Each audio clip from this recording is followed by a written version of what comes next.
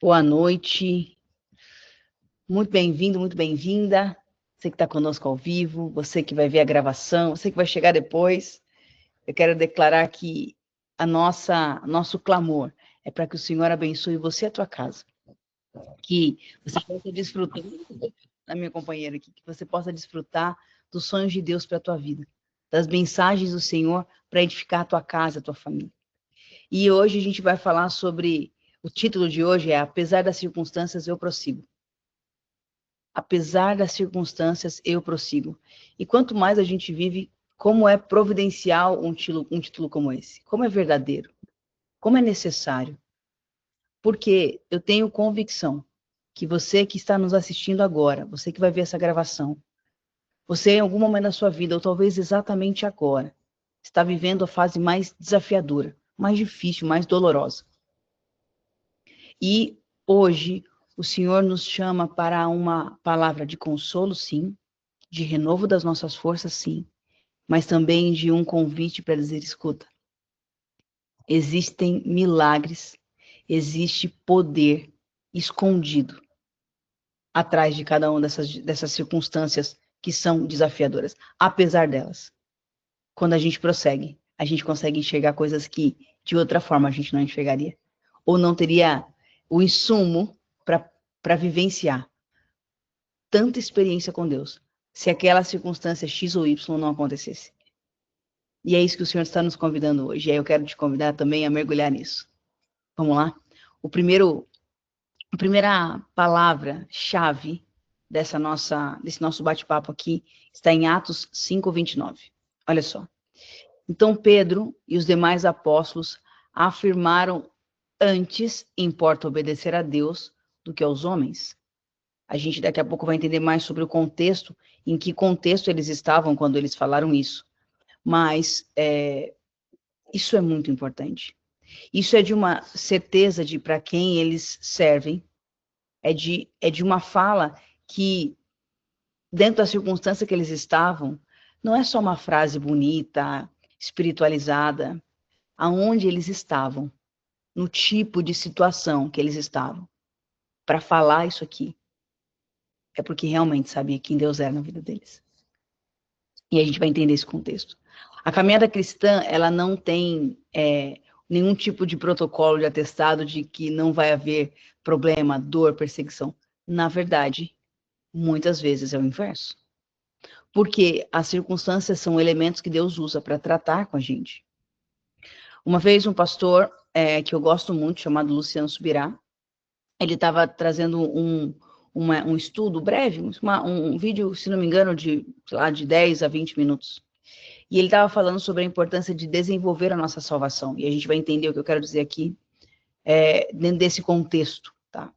E ele falava sobre o processo de desenvolver a salvação, de que coisas, quando a gente entrega a nossa vida para Jesus, ela aconteceu exatamente no momento imediato, que nós oramos crendo que ele poderia se tornar o Senhor da nossa vida.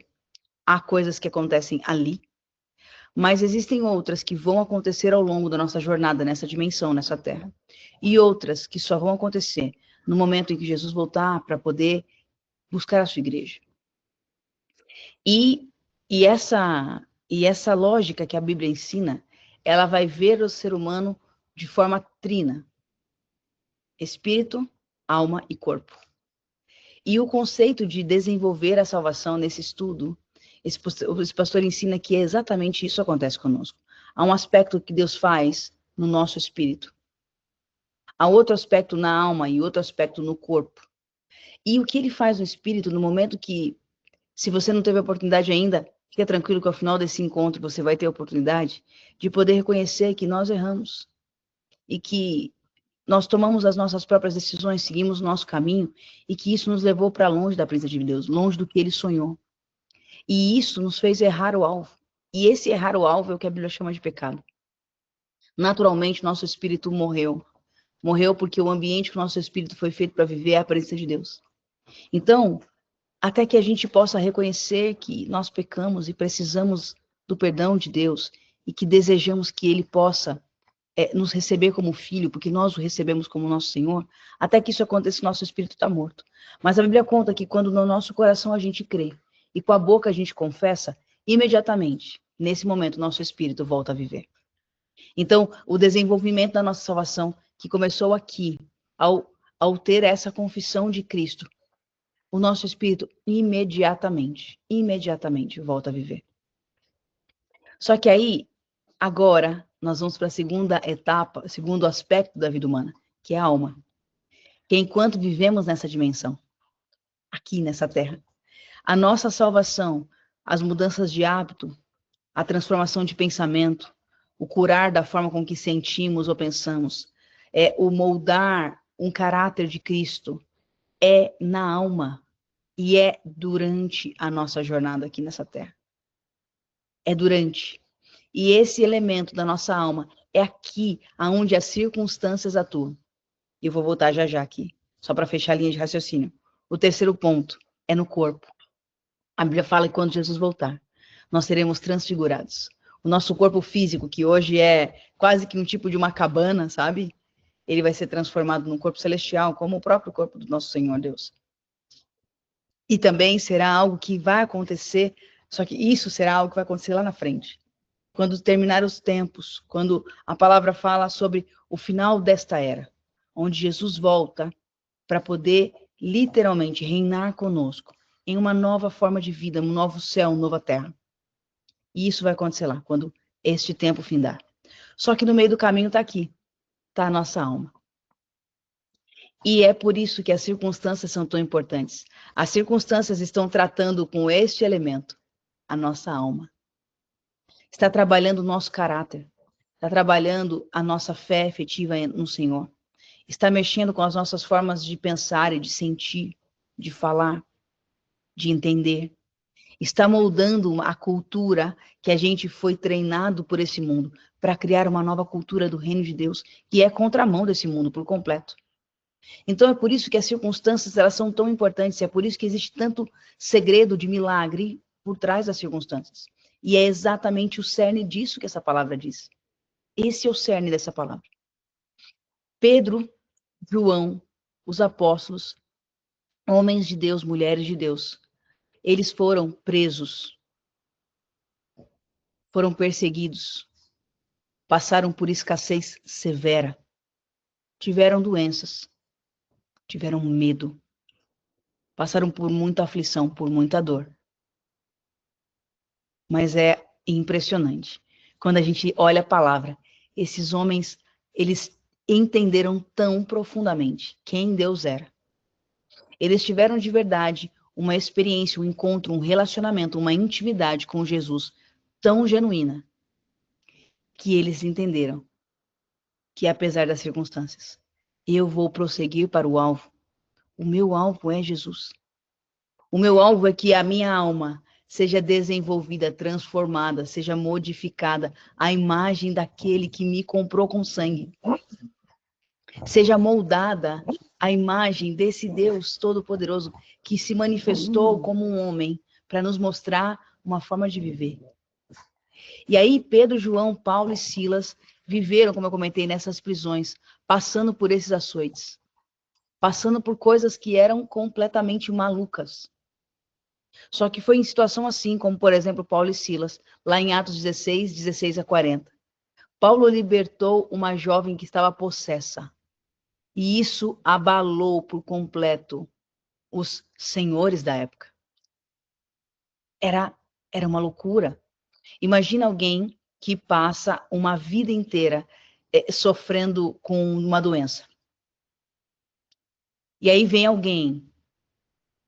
uma pessoa que através da oração, que através da autoridade espiritual, aquilo que ninguém conseguia, médico não conseguia, pastor não conseguia, padre não conseguia, benzedor não conseguia, ninguém conseguia, aquilo que ninguém conseguia fazer, veio um homem comum, em nome de um Deus Todo-Poderoso chamado Jesus Cristo, e consegue libertar uma pessoa possessa por uma enfermidade espiritual por anos.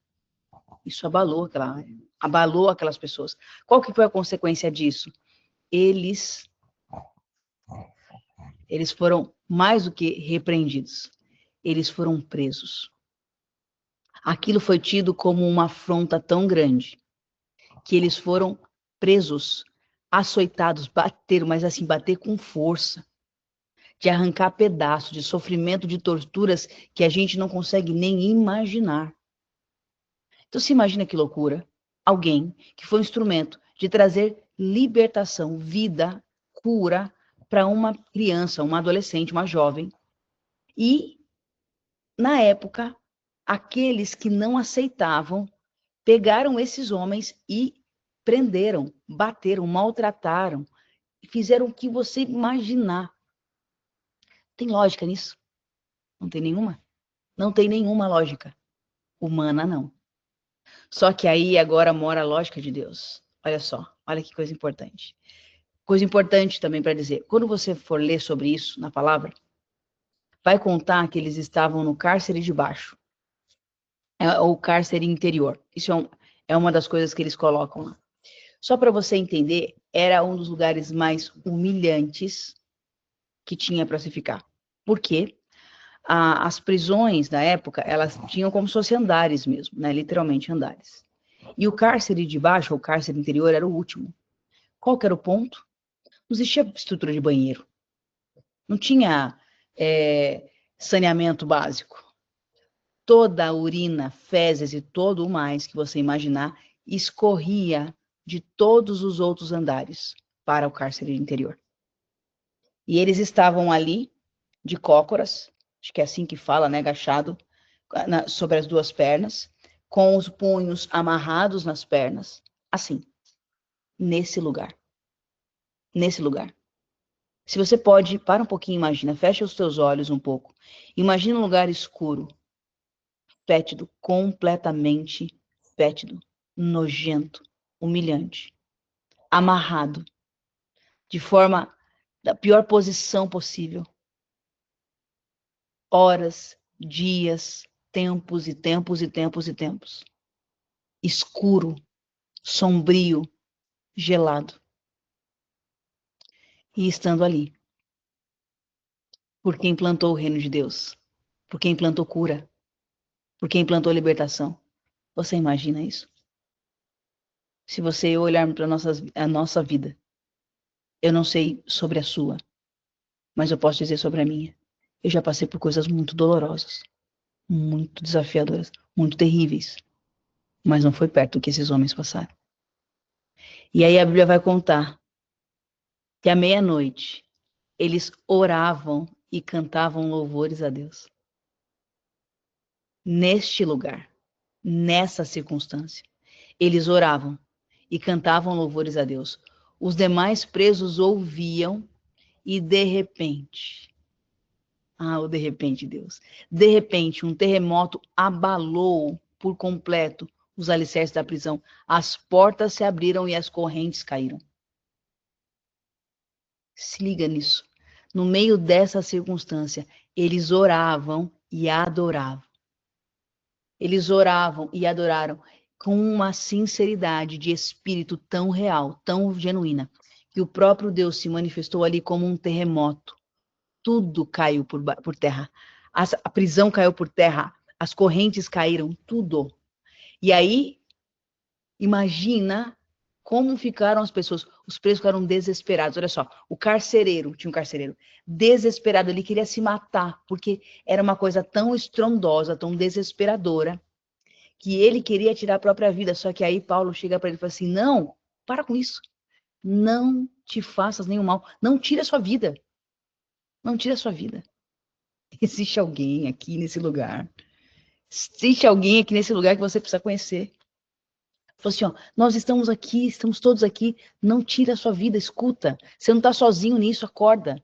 E aí, o que a Bíblia vai contar? Que nessa hora, aquele homem, diante daquele testemunho de fé que não tem como não ver, meu Deus, que não tem como, qualquer ser humano pode ser o mais cruel, diante de um testemunho vivo, verdadeiro, genuíno de fé, que nem aqueles homens. Ele só conseguiu chegar e falar assim, escuta, o que eu devo fazer para ser salvo? Meu Deus. Olha o poder que um testemunho diante da dor ele pode fazer. como você e eu estamos enfrentando as nossas dores. Como as pessoas que não conhecem o Rei da Glória, ou aquelas que até conhecem, como elas estão enxergando o meu testemunho e o seu testemunho. Como nós estamos passando pelos nossos cárceres. O Senhor não livrou eles do cárcere, de serem presos. O Senhor, de maneira poderosa, de maneira impressionante, de maneira como um milagre, arrancou eles dali, proveu um caminho, mas não para que eles simplesmente fossem salvos, mas porque aquele testemunho levaria a muitos outros que em outra circunstância talvez nunca conheceriam a Jesus, nunca se abririam para essa verdade, mas diante daquele testemunho de fé, no meio daquela circunstância, meu Deus, fez aquele homem que estava a ponto de tirar a vida dele e falar assim, o que eu preciso fazer para ser salvo? Talvez a gente está tentando pregar para as pessoas, só que o que a gente faz, o nosso testemunho de vida e de fé, ele grita muito mais do que qualquer palavra. A palavra do Senhor vai nos ensinar, se não me engano, isso é em Romanos, que nós somos cartas vivas que as pessoas leem. As pessoas estão lendo como você e eu estamos enfrentando os nossos problemas. As pessoas estão lendo o nosso nível de fé diante dos cárceres que a gente se encontra. Esse cárcere pode ser tanta coisa. Pode ser financeiro, pode ser por não ver saída num problema, pode ser uma enfermidade, pode ser por uma tristeza que se instaurou sem você saber como, pode ser por um medo que também chegou sem dar aviso. Eu não sei a sua história, mas você e o Senhor sabem como o nosso testemunho de fé está fazendo as pessoas lerem quem Deus é na nossa vida. O que a gente aprende com essa história? Naquela madrugada, ele e toda a casa receberam a Jesus, foram batizados e se alegraram. Aquele carcereiro. Meu Deus. Aí a gente pensa assim, o Senhor poderia ter livrado eles daquela prisão? Poderia. Aquele carcereiro, toda a sua família, não teriam, talvez, tido a oportunidade de conhecer a Jesus, se entregar a Ele, serem batizados e celebrarem com alegria uma nova vida. Não teria. O nosso Deus é soberano, sabe de todas as coisas. Deus não nos quer ver sofrer, mas Deus faz tudo por um povo. As circunstâncias que você e eu estamos passando é para que a gente possa ser um instrumento, através de um testemunho vivo de fé, de que quem Deus é, e que é um patamar diferente para cada dor que a gente vence. Por isso que o convite do Senhor é, apesar das circunstâncias, caminha, mas não caminhar de qualquer jeito. Imagina se eles estivessem murmurando. Eu não acredito. Deus, onde você está? Como isso pode ter acontecido? Eu estava fazendo a sua vontade. Deus, eu estava fazendo a sua vontade. Aquela menina foi livre. Aonde você está? Por que você não me ouve? Deus. Qual seria o testemunho? Talvez você e eu não estivéssemos aqui, tendo a oportunidade de conhecer a palavra como conhecemos hoje. Se este homem, se Paulo e tantos outros não tivessem mantido a fé. A gente aprende aqui que a adoração, em meio à dor, ela abre porta para milagre. Nosso testemunho fala muito mais alto do que qualquer palavra que a gente possa dizer. Deus transforma noites de humilhação, de cárcere interior, em noites de salvação. E aí, Salmo 35 vem aqui para coroar essa palavra para nós. O choro pode durar uma noite, mas a alegria vem pela manhã. O choro pode durar uma noite, mas a alegria vem pela manhã. Talvez você e eu falamos essa frase muitas vezes, de forma talvez automática, ou de forma não pensada no espírito. Talvez pensada aqui intelectualmente, mas não pensada no espírito. O Senhor espera que a gente olhe para essa palavra e não canse de declarar ela. Porque às vezes a noite, ela não é literalmente uma noite. A noite pode ser uma fase de vida. Talvez você e eu estamos enfrentando uma fase de noite escura, fria, dolorosa, desafiadora, que dá medo, que dá angústia, que dá cansaço, que dá fadiga. E é inevitável que o choro venha. O Senhor não nos falou para não chorar. Ele disse: o choro pode durar uma noite, mas o dia vai raiar na nossa vida. A alegria vem pela manhã. Vem quando a luz do Senhor nasce sobre nós. Vem quando é tempo de que isso aconteça. Vem quando o ciclo de que a noite se encerre para dar lugar ao sol, ao dia, aconteça. Meu papel e seu papel é saber que nós temos um Deus Todo-Poderoso que rege o universo com maestria e que Ele não vai nos deixar a noite inteira, a vida inteira na noite. Há ciclos de noite e de dia. E é essa orquestra do universo que gera a vida na nossa vida também. Se a nossa vida fosse somente feita por sols, somente feita por dias, talvez a transformação da nossa alma, o desenvolver da nossa salvação no aspecto da nossa alma não aconteceria.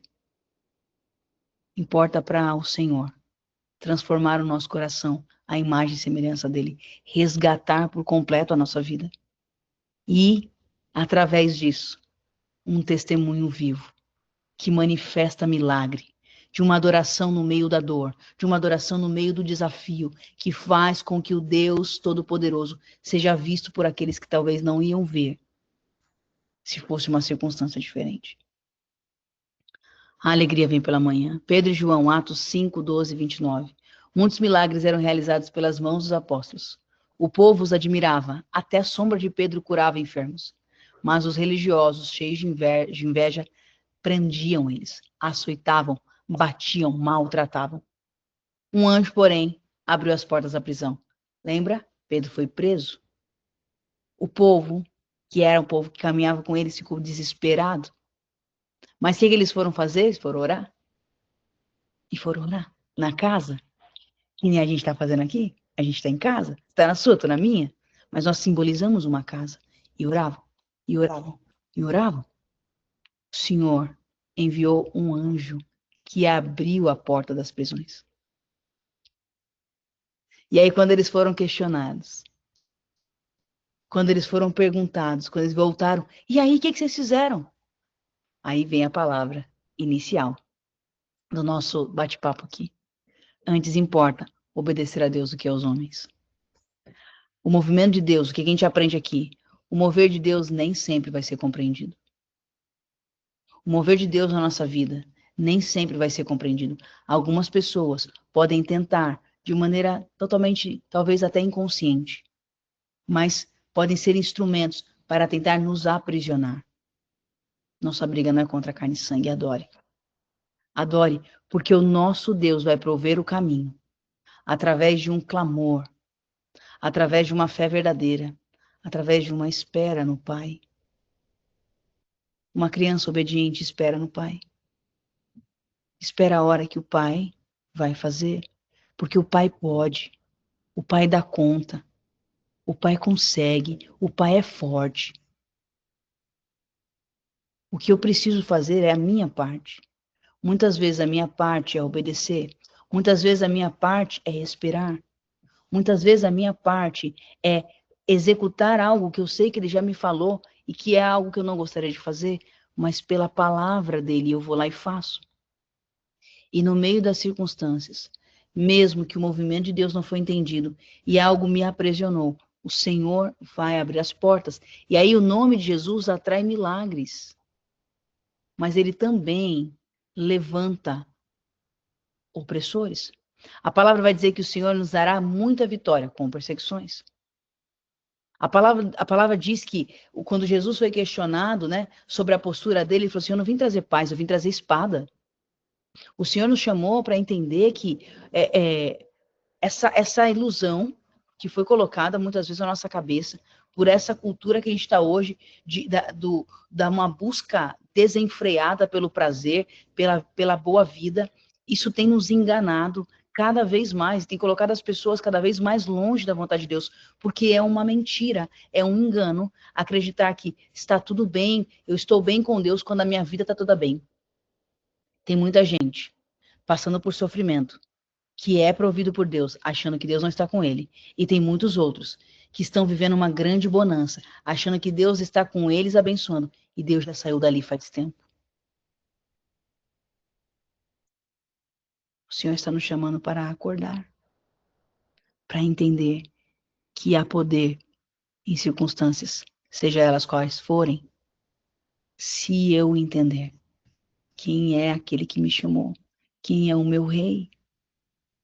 Um anjo, porém, abriu as portas da prisão e os enviou de volta para ensinar no templo. Quando questionados, eles responderam: antes, importa obedecer a Deus do que aos homens. O que a gente aprende? O mover de Deus nem sempre será compreendido, mas nós devemos prosseguir. O nome de Jesus atrai milagres, mas também levanta inveja e perseguição. Não somos chamados para agradar a homens, mas para obedecer a Deus. E isso não é uma desculpa para que a gente seja pessoa mal educada. Não, é comigo assim, meu Deus é comigo. Não, o nosso mestre é manso e humilde. O nosso mestre era manso e humilde.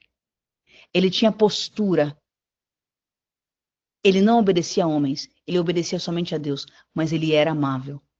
Agora, contra o espírito de religiosidade, aí ele se levantava e colocava esse espírito no lugar. Esse é o ponto. Então, entender que vai ser levantado perseguição diante do movimento de Deus na nossa vida, sim.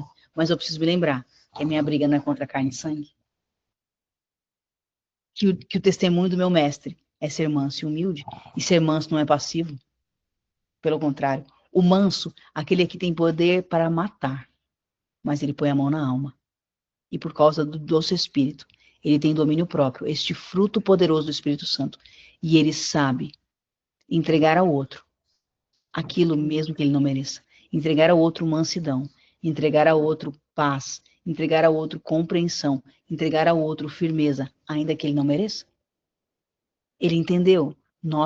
O Senhor nos chamou para entender que aquele que é digno de toda a nossa adoração, aquele que através de nós vai fazer milagres, aquele que através de nós vai nos movimentar para realizar coisas poderosas, ele sabe que as perseguições virão.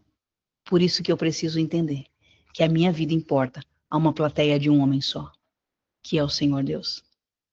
É natural que haja levante, é natural que haja combate, que haja luta. O que eu preciso é manter os meus olhos nele, entendendo que a palavra diz que não é contra carne e sangue a minha guerra, de que no mundo tereis aflições, mas tem de bom ânimo porque eu venci o mundo. Se você está cansado, sobrecarregado, vinde até mim, que eu vou te dar descanso e aprende de mim que sou manso e humilde. É por isso que, como Paulo, Silas, Pedro, João, não permita que as circunstâncias te parem. O nosso Deus é poderoso o suficiente para nos dar vitória em todas elas. Mas além de dar vitória a nós, ele vai usar um testemunho nosso para trazer vida a quem talvez não alcançaria a vida de outra forma. É incomparável poder perceber e ver que através da nossa vida, através de uma adoração sincera no meio da dor, milagres podem acontecer, não só conosco, mas com outras pessoas à nossa volta. Adore nos tempos difíceis. Suporte a humilhação. Confie em Deus, Ele vê todas as coisas. Não é sobre o outro. O outro não tem para te dar e para me dar aquilo que só o Senhor pode. Não espere do outro. Não entre por esse engano. Aceite a humilhação quando ela vier. Mas confiando no Deus da glória, o nosso general não dorme, ele vê todas as coisas. Caminhe firme na sua missão, na missão que Jesus te deu e me deu. E lembra, não existe prisão que pode nos manter ali dentro. Ou o Senhor faz um terremoto, ou o Senhor vai mandar um vento, ou o Senhor vai mandar um anjo. Algo vai acontecer, mas a gente vai ser liberto. E quando a gente for liberto, por causa de um testemunho vivo de fé, de adorar no meio da dor, outros serão salvos junto conosco. Em nome de Jesus. Eu quero orar por nós. Eu quero orar para o Senhor nos dar esta verdade. Amém. Glória a Deus, Su. Glória a Deus, a Su colocou assim para a gente. Amém. Mensagem poderosa. Bem verdade. Prosseguir para o alvo, por mais difícil que possa ser. Adore. É isso. Que o Senhor faça isso na nossa vida. O compromisso dos apóstolos em prosseguir, mesmo diante das maiores adversidades, é exemplo para nós hoje. Não somos controlados por perseguições, nem por circunstância. Vivemos debaixo do poder do nome de Jesus. Prossiga, não desanime. Cumpra a missão que o Senhor te confiou. Essa palavra, para mim e para você hoje. Eu vou orar para que o Senhor faça-nos viver essa verdade, não só de ouvir falar, mas de ser a prática na nossa vida. Em nome de Jesus. Quero convidar você para fechar os seus olhos. Onde você estiver agora. Se você estiver, de repente, no trânsito, indo para o trabalho, ouvindo essa palavra, se você estiver dirigindo, não feche os seus olhos, mas concentre o teu coração. Mas se você pode, se você está num lugar que você pode se permitir fechar os seus olhos, faça isso.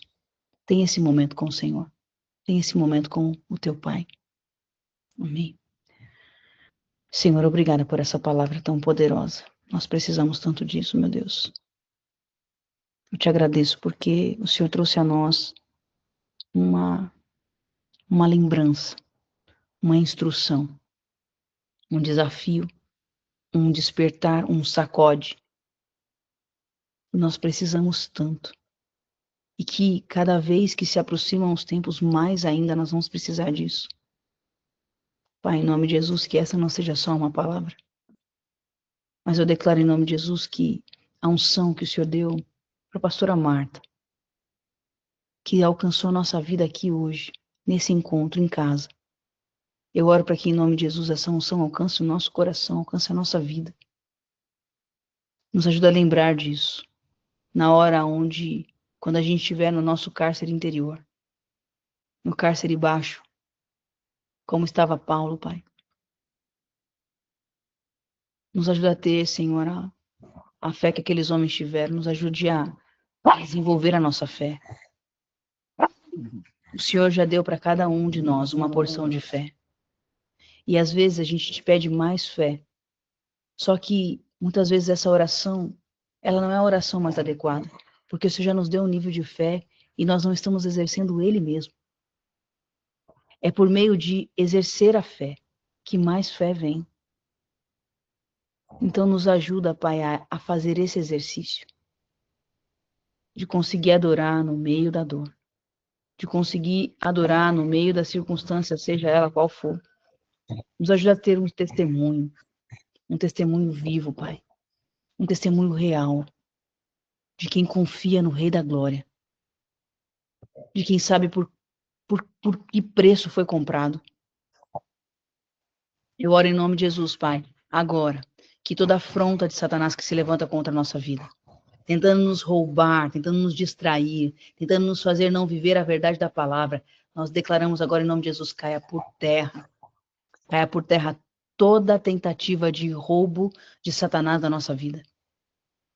Eu declaro, Senhor, em nome de Jesus, que nós, que conhecemos ao Deus vivo, que declaramos Jesus Cristo como o Senhor da nossa vida, Senhor, que a verdade plena da Tua palavra possa encontrar no nosso coração uma terra boa, que prospera e que assim como Paulo, como Silas, como Pedro, como tantos apóstolos, como tantos homens e mulheres ao longo da história daqueles que creem em Jesus, foi manifesto. Eu declaro que essa unção, que esta verdade continua em nós, através de nós que estamos aqui agora, aqui neste dia de hoje, falando essa palavra, seja por quando estamos vendo isso ao vivo, ou quando formos assistir em outro momento da nossa história, eu declaro que ao ter contato com essa palavra, a verdade do teu reino em nós se manifesta um novo nível de fé, uma fé atuante, uma fé, Pai, que aprendeu a amadurecer e a te adorar no meio da dor, a te adorar no meio do desafio,